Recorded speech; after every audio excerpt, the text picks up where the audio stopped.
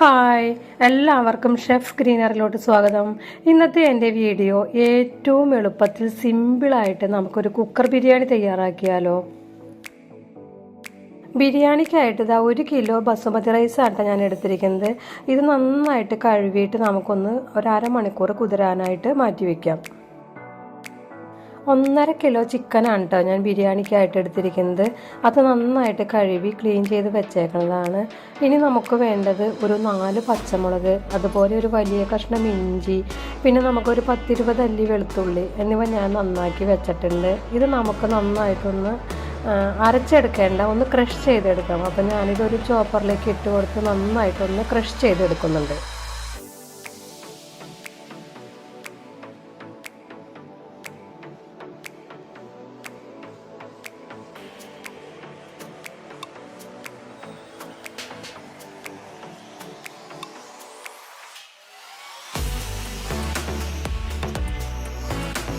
ഇനിയിപ്പോൾ നമുക്കൊരു കുക്കർ അടപ്പത്തോട്ട് വെക്കാം. അപ്പോൾ അത്യാവശ്യം വലിപ്പമുള്ളൊരു കുക്കർ എടുക്കാൻ ശ്രദ്ധിക്കണം കേട്ടോ. നമ്മുടെ റൈസും അതുപോലെ ചിക്കനും എല്ലാം കൂടി ഒന്നിച്ച് വേകാൻ പറ്റിയ ഒരു കുക്കർ വേണം നമ്മൾ അടപ്പത്തോട്ട് വെച്ച് കൊടുക്കാൻ. അപ്പോൾ ഞാനൊരു കുക്കർ അടപ്പത്തോട്ട് വെച്ചിട്ടുണ്ട്. അതിനകത്തേക്ക് 2 ടീസ്പൂൺ നെയ്യ് ഒഴിച്ചു കൊടുക്കുന്നുണ്ട്.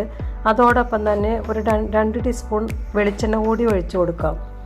ഇനി നമുക്ക് അതിനകത്തേക്ക് ഒരു 6 ഏലക്കായ, അതുപോലെ തന്നെ ഒരു 4 കഷ്ണം പട്ട, ഒരു 5-6 ഗ്രാമ്പൂ, ബേ ലീഫ്, പിന്നെ നമ്മുടെ സാദാ ജീരകം അതൊരു 1/4 ടീസ്പൂൺ അത്രയൊക്കെ ഇട്ട് കൊടുത്ത് ഒന്ന് ചൂടായി വരുമ്പോൾ അതിനകത്തേക്ക് മീഡിയം സൈസ് 2 സബോള കട്ട് ചെയ്ത് ഞാൻ ഇട്ട് കൊടുക്കുന്നുണ്ട്.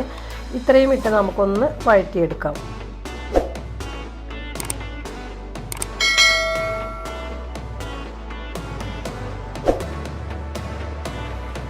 അതോടൊപ്പം തന്നെ നമ്മൾ ക്രഷ് ചെയ്ത് വെച്ചിരിക്കുന്ന ഇഞ്ചി, വെളുത്തുള്ളി, പച്ചമുളക് അതുകൂടി ഇട്ട് കൊടുത്ത് നന്നായിട്ടൊന്ന് വഴറ്റിയെടുക്കാം. ഇതിൻ്റെ പച്ചമണം പോകുന്നവരെയൊക്കെ നന്നായിട്ട് വഴറ്റിയതിന് ശേഷം നമുക്ക് അതിനകത്തേക്ക് പൊടികൾ ചേർത്ത് കൊടുക്കാം.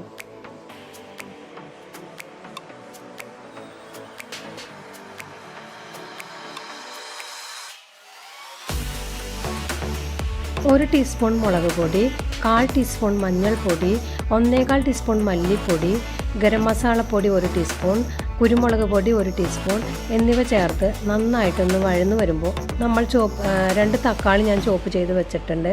അതുകൂടി ഇട്ട് കൊടുത്തൊന്ന് വഴറ്റിയെടുക്കാം.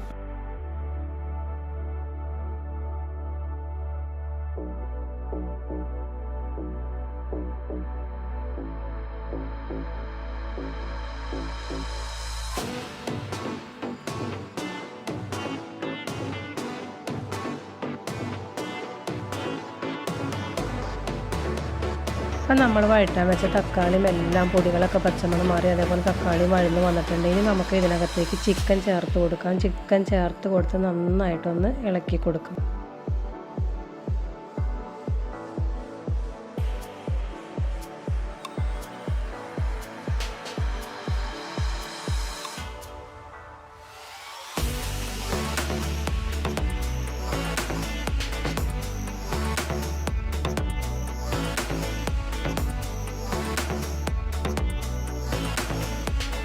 ഇനി നമുക്ക് ചിക്കൻ ആവശ്യമായ ഉപ്പ് ചേർത്ത് കൊടുക്കാം.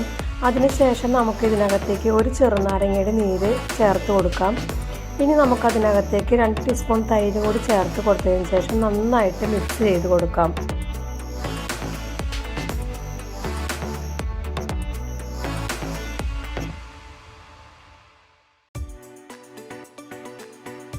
ഇനി നമുക്ക് മീഡിയം ഫ്ലെയിമിലിട്ടിട്ട് ഈ ചിക്കൻ ഒരു 5 മിനിറ്റ് മൂടി വയ്ക്കാം. ഈ ചിക്കനിലെ വെള്ളമൊക്കെ ഇറങ്ങാൻ വേണ്ടിയിട്ടാണ് അങ്ങനെ ചെയ്യുന്നത്.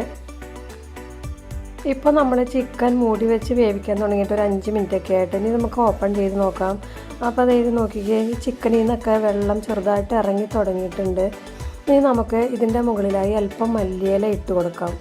മല്ലിയില ഇട്ട് കൊടുത്തതിന് ശേഷം നമ്മൾ കഴുകി വെള്ളം വാലാനായിട്ട് മാറ്റി വെച്ചിരിക്കുന്ന അരി ഇതിനകത്തേക്ക് ചേർത്ത് കൊടുത്ത് നന്നായിട്ടൊന്ന് മിക്സ് ചെയ്ത് കൊടുക്കാം.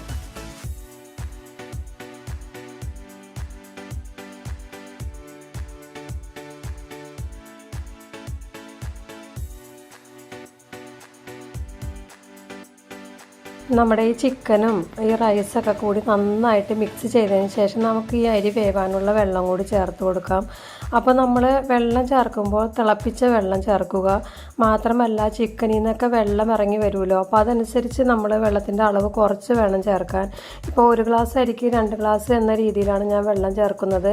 ഇപ്പോൾ ഇത് 4 ഗ്ലാസ് അരിയാണുള്ളത്, അപ്പോൾ ശരിക്കും 8 ഗ്ലാസ് വെള്ളമാണ് ചേർക്കേണ്ടത്. പക്ഷേ ഞാൻ 7 ഗ്ലാസ് വെള്ളമാണ് ചേർക്കുന്നത്. കാരണം ചിക്കനിൽ നിന്ന് നമുക്ക് വെള്ളം ഇറങ്ങി കിട്ടും, അതുകൊണ്ടാണ് ഞാൻ അങ്ങനെ ചെയ്യുന്നത്. വെള്ളം ഒഴിച്ച് കൊടുത്തതിന് ശേഷം നമുക്ക് ഈ റൈസിന് ആവശ്യമായ ഉപ്പ് കൂടി ചേർത്ത് കൊടുത്ത് കുക്കർ അടച്ച് ഒറ്റ വിസിൽ, ഹൈ ഫ്ലെയിമിൽ ഒറ്റ വിസിൽ വരുത്തിയാൽ മാത്രം മതി കേട്ടോ. അതിന് ശേഷം ഇതിൻ്റെ ഫുൾ എയർ പോയതിന് ശേഷം നമുക്ക് ഓപ്പൺ ചെയ്യാം.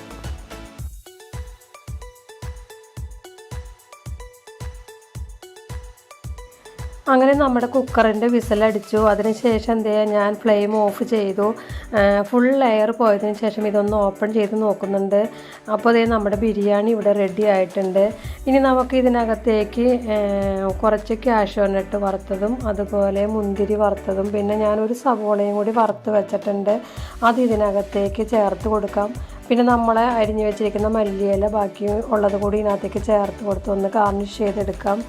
ഇനി നമുക്കൊരു പാത്രത്തിലേക്ക് ഇത് പകർത്താം. ഇത് പകർത്തിയ സമയത്ത് ചെറിയൊരു കുഴച്ചിൽ വന്നിട്ടുണ്ട്.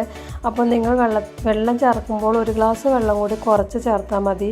അപ്പോൾ സിമ്പിളായിട്ടുള്ള അതുപോലെ പെട്ടെന്ന് തയ്യാറാക്കാൻ പറ്റിയ നമ്മുടെ ബിരിയാണി ഇവിടെ റെഡി ആയിട്ടുണ്ട്. നിങ്ങളും ഒന്ന് ട്രൈ ചെയ്ത് നോക്കണേ. Thank you.